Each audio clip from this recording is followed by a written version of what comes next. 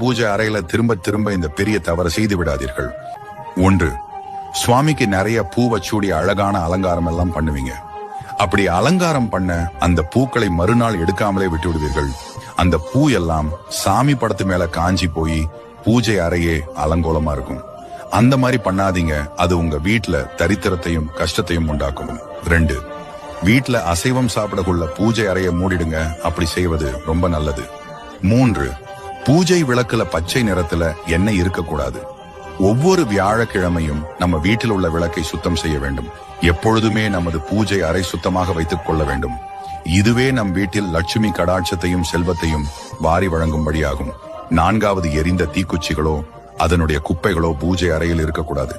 அதே போல நம் பூஜை அறையில் எப்பொழுதும் இருள் சூழ்ந்திருமையும் கஷ்டத்தையும் கொடுக்கும். அதனால நான் சொன்னதெல்லாம் புரிஞ்சுக்கிட்டு உங்க வீட்டு பூஜை அறையை எப்பவுமே சுத்தமா வச்சுக்கோங்க. எந்த பிரச்சனையும் இல்லாம நல்லபடியா வாழ்வீங்க. தொடர்ந்து இது போல நல்ல விஷயங்களை தெரிஞ்சுக்க நம்ம சேனலை சப்ஸ்கிரைப் பண்ணி வச்சுக்கோங்க.